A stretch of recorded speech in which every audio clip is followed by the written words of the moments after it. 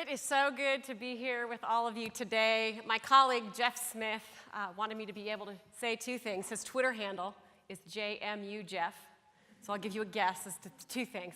Go Dukes on the one side, and a shout out to the Harrisonburg Blue Streaks on the other. So it is great. Yeah, there we go. So we build better leaders, and sometimes we get called by organizations when they're in trouble and the heat is on. And sometimes we get called when the vision has been cast and people are trying to figure out how it is to make it true, right? And sometimes we get called when it's been going so well and it's been going so hot and heavy that the organization is growing so fast that people are trying to figure out how to keep pace with it. Out of all of those experiences, here's the thing I've learned. Your greatest asset in your organization is the imagination of the people inside it. And I want to talk with you today about how to unlock that imagination. I'll start with a story. It's across a conference room table, and the person across from me is the number 2 in the organization. And he's been talking for a while, and the story really gets going, and I can see the anger actually start to rise. And I can see the frustration start coming through, and I can see the wrestling in him. Until finally, he puts his hands on the table and he leans across it and he says, Jennifer, here's the thing. I walk in and out that door every single day. And I go in there and I have all of this capacity that I want to share and pour out, all of this talent that I want to give to this organization. And by the time I walk out the door every single day, I've given 5% of what I'm capable of. And I am so frustrated. Wow.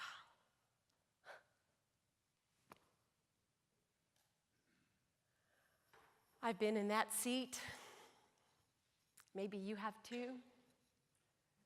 Been inside an organization in a place where you had all of these ideas, all this capacity, all of this imagination and competence and opportunity, and you want to pour it out and you want to be able to give it and you want to be able to use it, and you can even see how. You can even see how if you did this one thing, everything would be different. Or if you started this, it would make all of the difference in the results the next time around. But for whatever reason, the organization doesn't allow you to give your talent.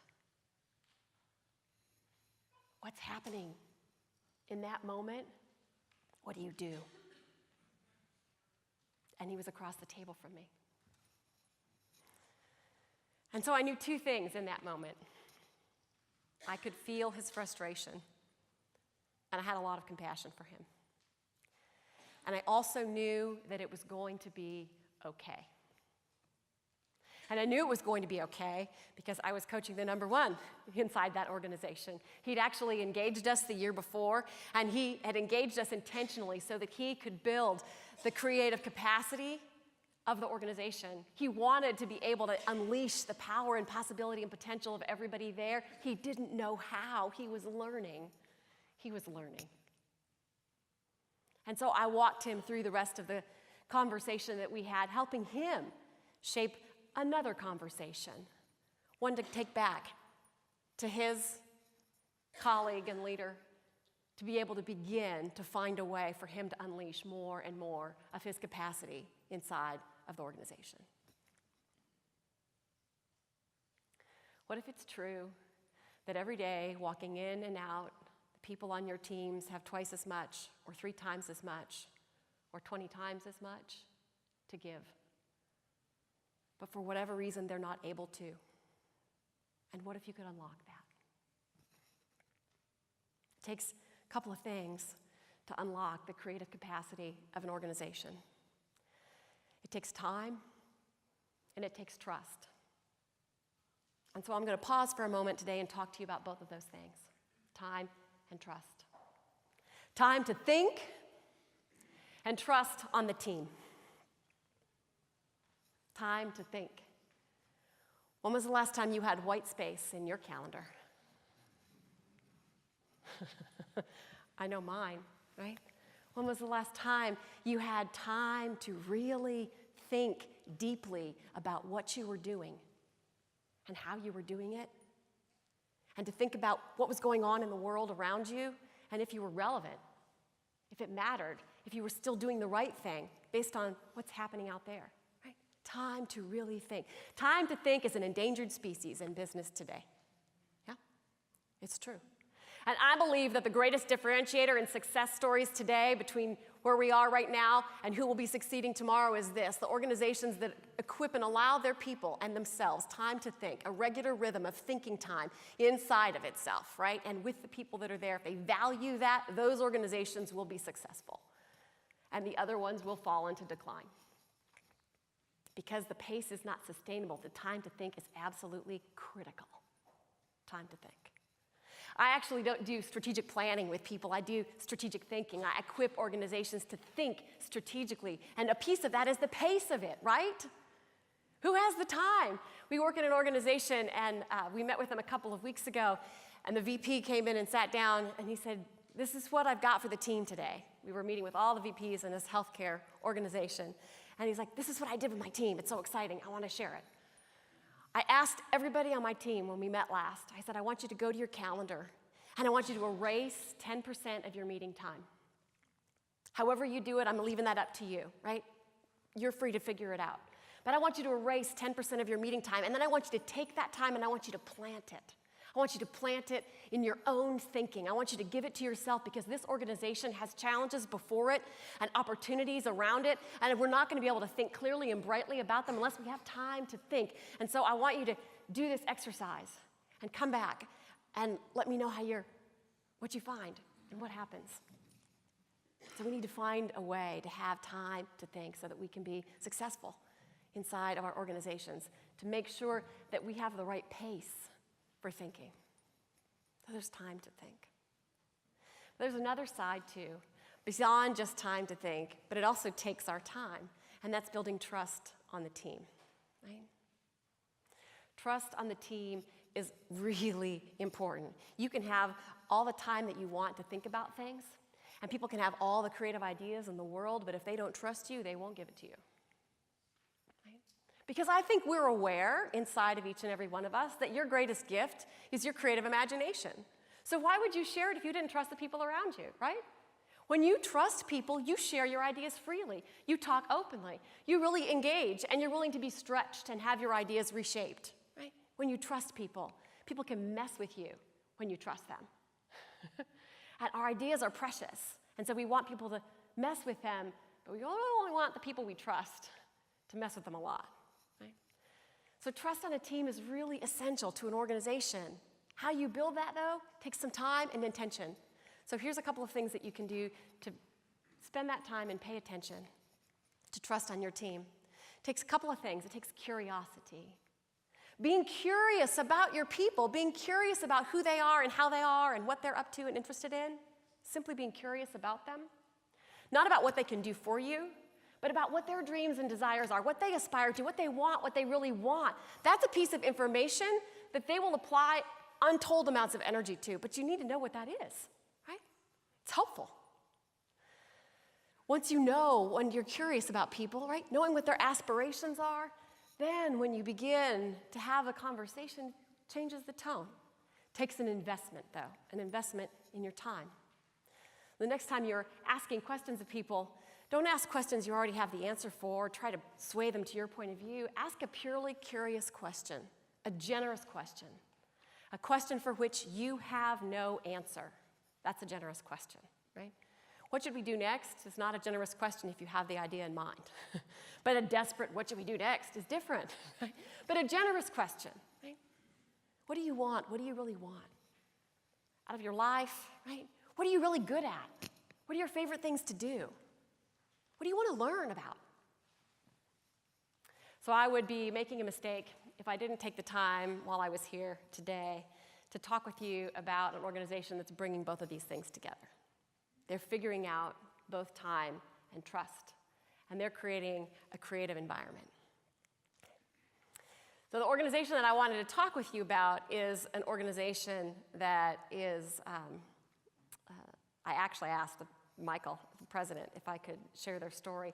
And that was before I saw that they were written up this month actually in Virginia Business and in the Roanoke Times in the last little bit. Torque Robotics. Torque Robotics is doing amazing things in the world. Torque has the capacity to build things that don't exist. That's what they do. They take things that people want, but they have no idea how to have because they don't exist in the world. We want the capacity to be able to do this, but that capacity doesn't exist in the world yet. Would you please build that for us? And then Torque goes and builds those things. They build robots, right? So we've been inside of this organization for a number of years at Torque. And when we got there, there was less than 30 people.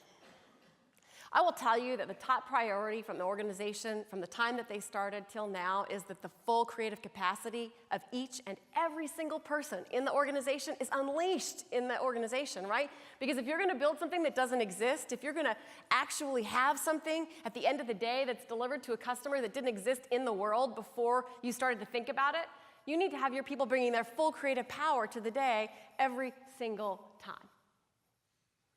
And so he's invested in creating creative environments. So they do interesting things at Torque. He's got a few practices. He's got the capacity inside of the business to meet quarterly, right? He's just decided that's what he's going to do. He meets every quarter, and it's a vision meeting. And it isn't the kind of vision meeting where let me cast the vision and tell you all about it. It's the kind of vision meeting where he asks questions about what they're engaged in and what they're curious about and what they want to find out more about, right? It's a conversation. It's not a telling. And out of that conversation, he also shares what's going on in the landscape of the world and where they might need to move and how they can put together the things that the group is curious about learning and growing and doing next and what the world needs to be built. Right? It's a dialogue, and they do it every quarter. He takes the time to invest in relationships at every single level of the organization. So it's not just the senior leadership team. He's curious about nourishing his leaders all the way through. And we meet monthly with different leadership groups inside of the business to have creative conversations about how they're doing together with one another, right? We meet with the dyad leaders. So here's two people that might not always get along: the people that design things and the people that make them do it on time and under budget. I'm just saying. Right? But we sit down with those folks and we make sure the communication is clean, right? So when you have that kind of ongoing rich dialogue, you have something really spectacular. And they take time, you'll see in their video, they take some time to paint and have fun and play. Teams that play together stay together. So my question for you all before I leave today is this: what if 95% of the talent in your organization is being left on the table? What if it's even just 10% or 50%, right? What if there's more that's possible? What would people be like if they were allowed to give it? What would you be like if you were allowed to give it, right? Here's a couple of things that you can do tomorrow. When you get back to your regular world and the regular pace of your life, you can start to create the possibility for that to be so. And the first thing is how you spend your time. I want you to go to your calendar and do two things. Grab an hour on Monday and an hour on Friday afternoon. And I want you to call that precious time that you won't negotiate thinking time. An hour for you to simply think. Set aside, right? It's important. And then if you were to grab 15 minutes on the other days to plan and prioritize, with that simple decision, I'll tell you, I work with time design all the time with people. It might take a couple of weeks for you to find an hour that you can capture. But look ahead, right? Do the exercise. Look ahead and see where you can capture it and know that it's coming. Deliver that gift to yourself in the future and have that be a repeating appointment with yourself to think. It's your most powerful time. And then if you take 15 minutes a day on the other days to sort and sift, plan and prioritize, you'll be in a different mindset. And you will have time to think. And if you communicate that throughout the organization, if you talk about that, if you help other people do it, then there's a thinking rhythm inside of the business, inside of your team. The other thing that you can do is, and I'd like to actually really ask you to do, is to make the time to have a conversation one-on-one with each and every one of your direct reports between now and Labor Day, right? And I don't want it to be the conversation where you have an extra performance conversation. And I don't want it to be a conversation where you're talking about the business. I want you to have a curious conversation about them, right? About who they are and how they are, about what they dream and desire, about their aspirations. Simply be curious about that. Not about how then it relates back to your work. Just sit with the conversation and simply listen to that other person's passionate concerns and interests, talents, things you might not even know exist inside of them. Find out what's going on over there. Simply be curious. Here's what happens. After you start carrying those stories around for a little while, you'll find that you know the aspirations of the people around you.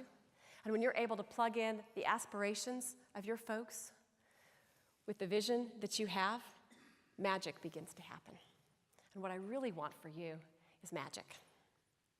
So with that, I want to thank you for your time today. It's been great to be here. And you're going to have a fantastic time with Steve. He is super generous. That's the thing that I've learned about him today in our curious conversations. He's super generous. Go and unlock the imaginations of the people that you work with. Have a great day, everybody.